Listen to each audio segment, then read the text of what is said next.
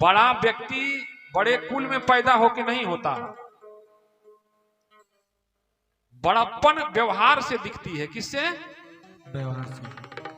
शिव समर्थवान है और जो सर्व समर्थ शिव हैं वह पूजते हैं राम जी को, और वह राम जी चाहे तो आदेश दे सकते हैं। और राम जी ने कदापि ऐसा नहीं कहा। राम जी ने प्रार्थना किया, कहा हम आपसे कुछ मांगने आए हैं, को अपना इष्ट आराध्य न मानते हो? तो शिव जी ने कहा इसमें कोई संशय है भगवान, आप जो कहिए, आप केवल अपनी इच्छा प्रकट कीजिए, मांगने की क्या जरूरत है? तो राम जी ने कहा हम पार्वती के लिए आपको मांग रहे हैं, हम पार्वती के लिए इसको मांग रहे हैं, आपको मांग रहे हैं। और पार्वती कौन है? श्रद्धा। क्योंकि श्रद्धा बिना विश्वास के क्या है? अधूरी है। बिना विश्वास के श्रद्धा क्या है? अधूरी है।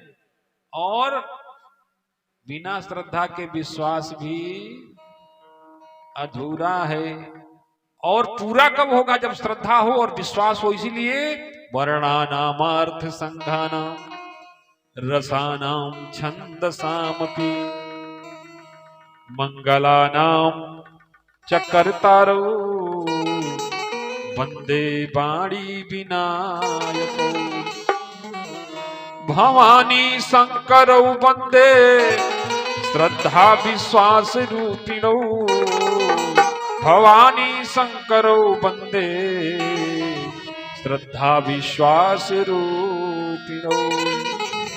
भगवान के नजदीक पहुंचना है तो इन दोनों चीजों की नितांत आवश्यकता होगी। पहले तो अगर भगवान के मंदिर में गए तो भगवान पर दृढ़ विश्वास रखो, और प्रार्थना करना है भगवान से तो शिद्दत के साथ श्रद्धा रख के प्रार्थना करो। यह विश्वास रखो कि ईश्वर है। आधा अधूरा विश्वास व्यक्ति को डुबा देता है। शंकर जी के आदेश पाकर के सप्तर्षि गए, और यहां सती पार्वती के जवाब को सुनकर के शंकर जी ऐसे गदगद हुए ना कि फिर समाधि लग गई। अच्छा, व्यक्ति सहज कब होता है? जब आनंदित होता है। व्यक्ति सहज कब होता है? जब आनंदित होता है। और आनंदित कब होता है? जब उसको जो वो है उसके अनुकूल वातावरण मिल जाता है, तो वो क्या होता है? आनंदित होता है। तो पार्वती के विषय में शिव जी जैसा सोच रहे थे, तो सप्तर्षियों के परीक्षा लेने के बाद पार्वती के मुख से वैसा जब उत्तर हुआ मिला, तब शंकर सहज स्वरूप समारा, शंकर सहज स्वरूप समारा, शंकर सहज स्वरूप समारा, शंकर सहज स्वरूप समारा।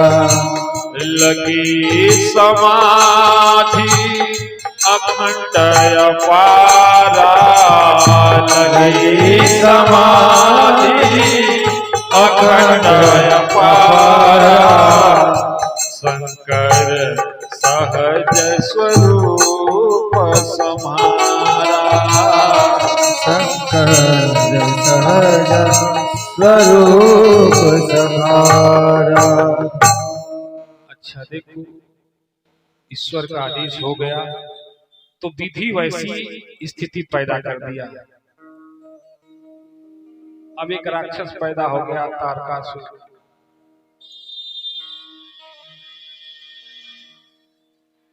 मरेगा कैसे भाई?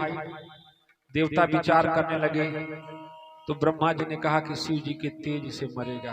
तेज से जब संतान उत्पन्न होगा तो देवता तो कहे कि तब तो बन गया, वो तो मरेगा नहीं, क्योंकि एक बार आंख बंद किए तो 87,000 बरस बाद खुला। अब फिर अत्यधिक प्रेमामग्न हो गए तो अब कब खुलेगा? तो ब्रह्मा जी ने कहा अरे भाई तब 87,000 वर्ष बाद खुला था, पर अब के लिए हम उपाय बता देंगे। तो देवताओं ने कहा कि उपाय क्यों बताएंगे, आप वही जगा दीजिएगा। ना ना हम नहीं जगाएंगे, उपाय बता देंगे। तो देवताओं ने कहा कि बताइए क्या उपाय है। तो कहा कि कामदेव से कहो, कामदेव जो है जाकर के शिव जी को जगाने का यत्न करें। तो कामदेव तो हाथ जोड़ के रोने लगे, कहे अरे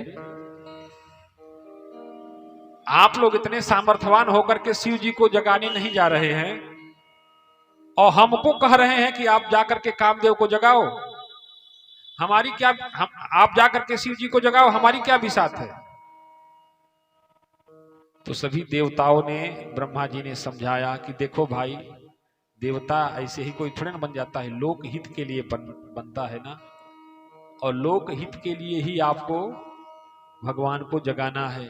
और देखो माता पिता का दुलार और मार दोनों बराबर होता है, तो शिव जी का मार और दुलार दोनों बराबर है। वो जिस पर नजर डाल देंगे वो रह जाएगा हो। पारस पत्थर जिसको छू देगा वो पितर रह जाएगी। पारस पत्थर जिसको छू जाए, भगवान शिव जिसको देख लें तो जिसको देख लेंगे वो रह जाएगा। पर दुनिया उनसे डरती है कि हमको देखे ना। अच्छा, उनकी भी आदत है, दो आंख बाद में खोलते हैं। कौन? एक विश्वास वाली और दूसरी श्रद्धा वाली। वो तो जब गुरु कृपा होती है, पूर्व जन्म का प्रारब्ध होता है, तो वो दो आंख खुलती है जिसमें एक आंख में श्रद्धा बसी होती है और दूसरे में विश्वास। और ये दोनों आंखें जिसकी खुल जाती है उसका तीसरा नेत्र खुल जाता है। उस तीसरे नेत्र को ही बोलते हैं, क्या बोलते हैं? विवेक बोलते हैं। तो जिन आंखों में विश्वास और श्रद्धा, तो श्रद्धा और विश्वास के संयोग से ही विवेक जागृत होता है। श्रद्धा और विश्वास के संयोग से किसकी उत्पत्ति होती है? विवेक की उत्पत्ति होती है। तो ब्रह्मा जी ने जब समझाया तो कामदेव कहे कि ठीक है, अब आप कह रहे हैं प्रभु तो जाएंगे ही जगाने। बात मान करके गए और जितना जीवन भर कमाया था, ध्यान दीजिएगा, कामदेव जैसे फेल हुए वैसे हम सभी लोग कामदेव ही हैं। इसमें से ना कोई नामदेव है, ना कोई वामदेव है, ना कोई सामदेव है। ऐसा कोई व्यक्ति नहीं है जो कामदेव नहीं है। सबके मन में कुछ ना कुछ कामना है। और कामदेव कौन है? जो कामना लेके बैठा है। तो कामदेव गए और जा करके भी अपराध कर रहे हैं। देखो, हम लोग भगवान के सामने जाकर के अपनी अपराध को स्वीकार नहीं करे, प्रभु हम अधम हैं, जीव हैं, निकृष्ट हैं, अपराध हमसे हो सकता, वो बल आजमाने लगे। वृक्ष, वनस्पतियां, लताएं सब शिव जी को प्रेरित करने लगी। ऐसा बसंत ऋतु छा गया, सबका मन बहकने लगा। पशु पंछी, बड़े बड़े साधक सिद्ध, सबके अंदर कामनाएं उत्पन्न होने लगी। लेकिन जो शिव है उसके अंदर कौन कामना उत्पन्न कर सकता है? उसके अंदर कौन कामना उत्पन्न कर सकता है? उसके अंदर कामना उत्पन्न कर सकता है तो भक्त कर सकता है। क्यों? क्योंकि ईश्वर के पास खुद का मन नहीं होता, भक्तों के मन के भाव से ही परमात्मा के अंदर विचार उत्पन्न होता है और कृपा बरसती है। इसलिए कामदेव नाक रगड़ के हार गए, बल का प्रयोग करके। अंत में जब थक गए तो बाण का संधान किया। जैसे अब प्रयास करते करते भगवान के यहाँ नकली पूजा करते करते थक जाते तो गाली देना चालू करते हैं। भगवान के यहाँ धूप दसांग अगरबत्ती जलाते जलाते, अच्छा अगरबत्ती भी कब जलाते? जैसे लड़का की नौकरी लागे के बाद 1 महीना पहले, परीक्षा का रिजल्ट आवे के बाद, तो 20 दिन पहले के भिखमंगा आ जाता, अरे खूब बढ़िया से ला बाबा आशीर्वाद, हम लड़कवा को नौकरी लागे के बाद आशीर्वाद दे दिए, जरूर लाग जाए। अगर नौकरी ना लगला दूसर का दिन केहू मांगे आ गई तो जितना दिले बड़ी उकुल को फुनुस ओकरे पर उतार दे। अब इस तरह की मनोवृत्ति लेकर के कोई भगवान को पाना चाहे तो भगवान देखेंगे उसको? देव ऐसे यत्न करके थक गए तो बाण का संधान किया, वही प्रलाप जो हम लोग करते हैं। अरे भैया भगवान भगवान कैला से कुछ ना होई, क्योंकि भगवान भगवान कहने से तो कुछ नहीं होगा, भगवान में रहने से होगा।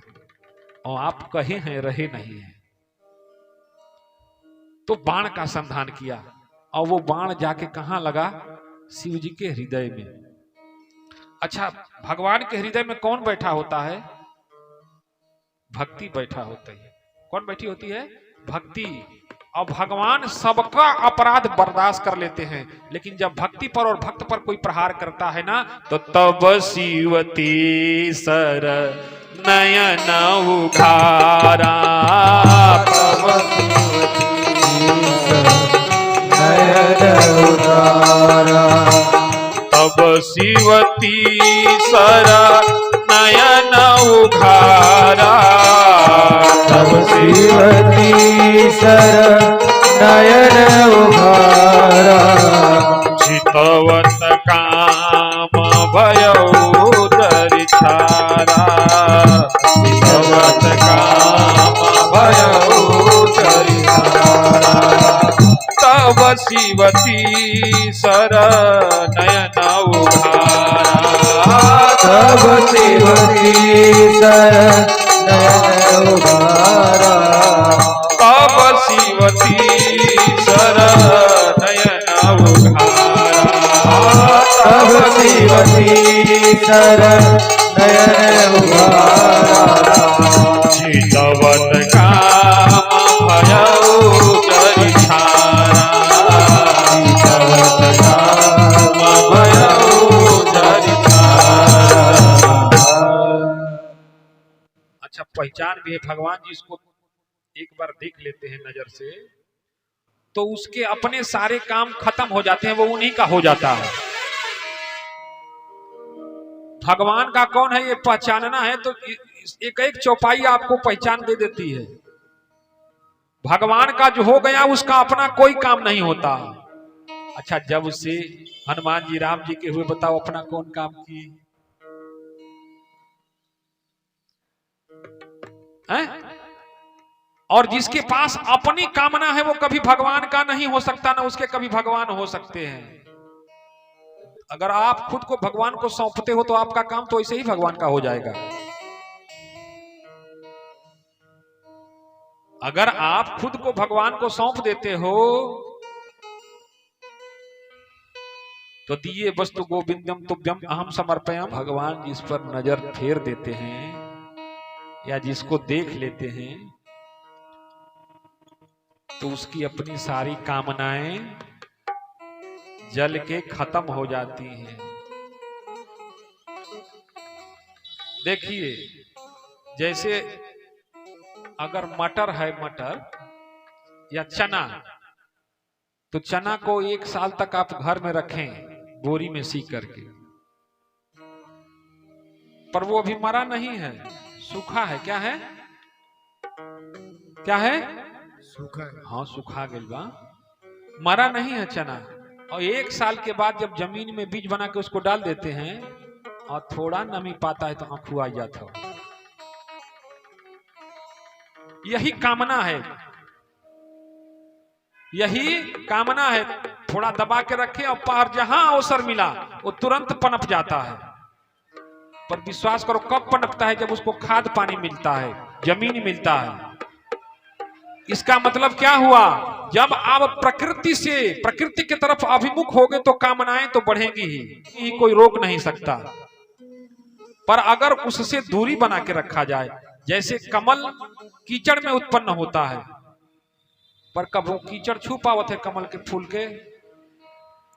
बताओ, कभी छू पाता है? नहीं छू पाता। अच्छा, ध्यान दीजिए, वहीं से भेद उत्पन्न होता है।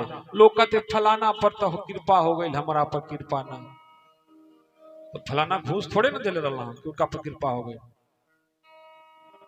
पात्रता थी। अब देखो, कमल का बीज कीचड़ में सना होता है, पर कीचड़ के बाहर का चिंतन नहीं होता बीज का कि कभी बाहर निकल जाए, किसी की नजर पड़ जाती तो हम बाहर निकल जाते।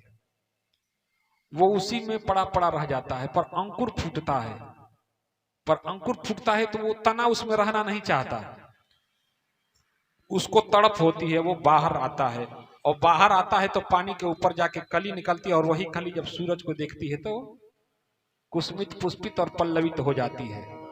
तो किसी साधक ने लिखा सरकार की प्रेरणा से कि नीच कीच ऊंचा कमल उपजा कीचड़ माहि, और पर प्रियतम का प्रेम ही वाको बिलग बना। अच्छा, दोनों का आधार एक है, दोनों कीचड़ से ही न है, पर एक उसी में कीचड़ के कीचड़ में ही रह गया और दूसरा कीचड़ से बढ़ा, उसी बीज से निकला पर बीज में फंसा नहीं रहा, उसका चिंतन ऊपर हुआ। अब स्थिति देखो, वो बीज जो सना पड़ा है कीचड़ में वो वैसे ही पड़ा रहता है, और कीचड़ जब किसी के हाथ पांव में लग जाता है तो लोग धोने लगते हैं, और वही कमल का पुष्प देवताओं के मस्तक पर चढ़ता है। और जो वहां पड़ा रह गया उसको नीच बोला गया, और जो उसका त्याग करके ऊपर उठ गया उसको कुलीन बोला गया, उच्च बोला गया। तो साधक कहता है कि नीच कीच ऊंचा कमल उपजा कीचड़ माहि, पर प्रियतम का प्रेम ही। प्रियतम मतलब परमात्मा, परमात्मा के प्रति उसकी चाह हुई तो उसकी गति उधरे होगी। जिस व्यक्ति का चिंतन जैसा होगा वातावरण वैसा ही तैयार होगा, उसकी गति परमात्मा के तरफ है तो वो उसकी सतह ऊपर उठने लगी। वैसो जग कीचड़ भया उपजे नाना जीव, और जिसने कीचड़ छाड़ दी तापर रीझे सी। वैसे हम सभी संसार में जितनी जातियां हैं, जितनी योनियां हैं, सब इस संसार में ही उत्पन्न होती हैं, पर संसार में उत्पन्न होकर संसार का ही चिंतन करती हैं, इसलिए नीच है। वैसो जग कीचड़ भया उपजे नाना, 84 लाख उपजे नाना जीव, और जिसने कीचड़ छाड़ दी तापर रीझे। अब उसकी कामनाएं नहीं हैं, इसलिए भगवान का अब ये हमारा हो गया, इसको हमारी चाह है, हमसे चाह नहीं है। स्थिति देखो, वह पिय का प्यारा हुआ कोमल कमल समान, और प्रियतम गले लगाइया भूल के आपन। हम तो जीव हैं पर भगवान अपना स्वत्व भुला करके हमको शिवत्व प्रदान कर देता है। अब वो तो तभी हो सकता है भगवान का जब अनुग्रह हो, इसलिए कामदेव गए जगाने, कामना लेकर के गए। भगवान शिव ने तब शिवती सर नयन उघारा, तब शिवती सर नयन उघारा, तब शिवती सर नयन उघारा, तब शिवती सर नयन उघारा, तुरतहि काम भयो जरि छारा, तुरतहि काम भयो जरि छारा, चितवत काम भयो जरि छारा, चितवत काम भयो जरि छारा, तब शिवती सर नयन उघारा। भगवान की दृष्टि जिस पर पड़ जाती है या भगवान जिसकी दृष्टि में बस जाता है उसकी सारी कामनाएं पीछे छूट जाती हैं। भगवान की दृष्टि केवट पर पड़ी तो देखो क्या कुछ मांग रहा है। भगवान की दृष्टि सबरी मैया पर पड़ी तो क्या कोई कामना थी। भगवान की दृष्टि सुदामा जी पर पड़ी तो सुदामा जी कुछ मांग रहे थे। जबरदस्ती भगवान दे भी दिए तो त्याग दिया। जो भगवान के हैं उनको भगवान की चाह है, भगवान से नहीं चाह है।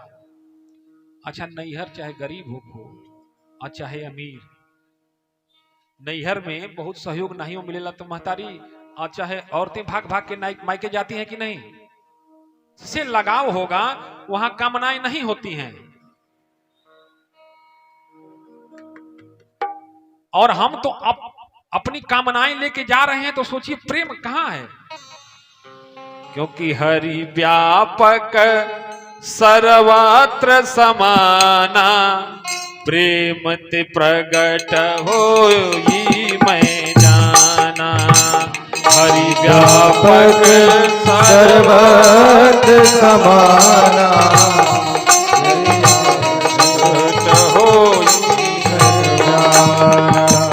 हरि व्यापक सर्वत्र समाना, प्रेम ते प्रगट होई मैं जाना।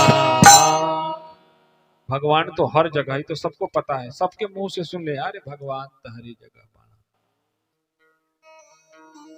पर देखा केहू से बात कर करे, दुनिया बड़ा खराब हो गई बा।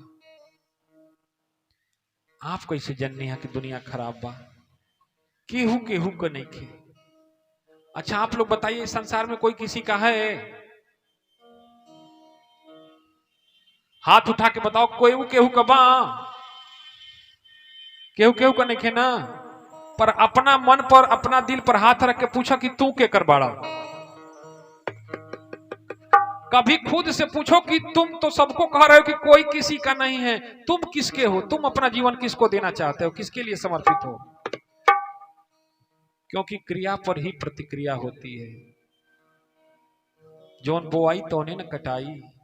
ये संसार तो जमीन है, इमे प्रेम बोल जाए तो प्रेम होगी, घृणा बोल जाए तो घृणा होगी, नफरत बोल जाए तो नफरत होगी। जौन बोल जाए, जौन देहल जाए, जौन बांटल जाए, वही लौट के आई। केहू केहू का नहीं खे, मतलब आज तक तो केहू के आपन बनौले नहीं खा, तो कैसे तोहार केहू रही? आप किसके हो? अच्छा, संसार में कोई दोष नहीं है। और हम दोष देखने वाले होते कौन हैं? क्योंकि गीता में तो भगवान सब कह रहे हैं कि ये संपूर्ण सृष्टि हमारा विराट स्वरूप है, श्रीमद् भागवत महापुराण में। तो भगवान का शरीर में दोष देखे का अधिकार केकरा बा हो? अच्छा मान लीजिए कोई चित्र है, जैसे हमने चित्र बना दिया इस पर, और हम पूछता नहीं कि चित्र कैसा बना है, तो आप करे ठीक है बा, मतलब हम कुछ गड़बड़ी नहीं हाई ना चाहत रहा हे तरे रहता। तो बताइए ये चित्र की निंदा है कि चित्रकार की? तो ऐसे संसार की निंदा करने वाला अप्रत्यक्ष रूप से भगवान की ही निंदा करता है। इसलिए साधक को क्या चाहिए? सपने हो नहीं देखहीं पर दोषा। सपने में भी दूसरे का दोष दर्शन नहीं करना चाहिए।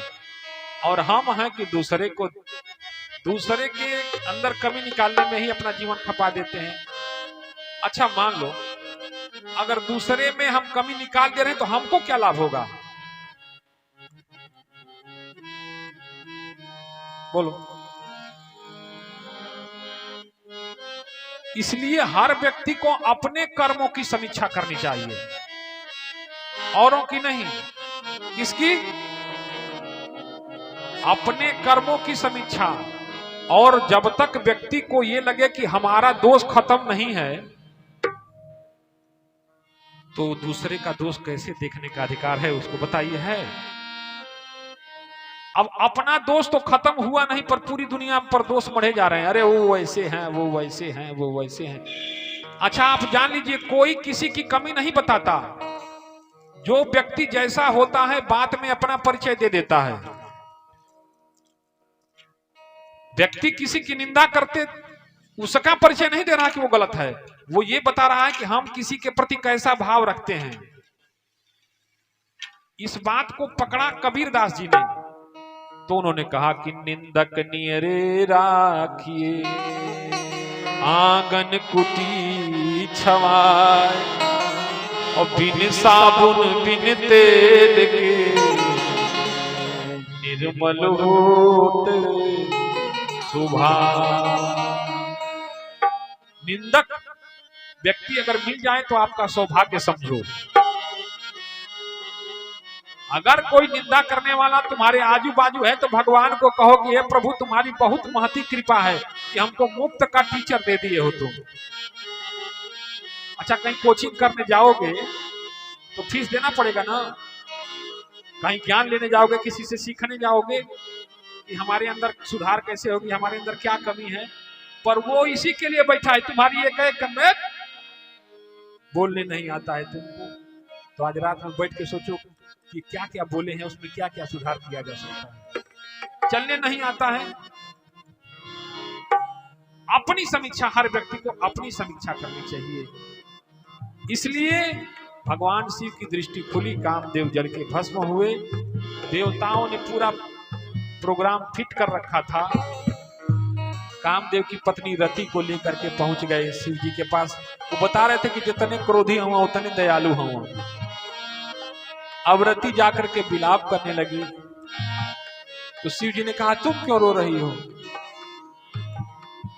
तो कहा प्रभु वो आ नहीं रहे थे, इन देवता लोग बरियाई से उनको समझा बुझा के आपको जगाने के लिए भेज दिए। तो शिव जी ने कहा चलो कोई बात नहीं है, तुम्हारे पति का नाम आज से अनंग हो जाएगा और वो शरीर में नहीं हर व्यक्ति के शरीर में समाहित हो जाएगा। और जब द्वापर आएगा, जब जदुवंश कृष्ण अवतार, जब द्वापर में कृष्ण अवतार होगा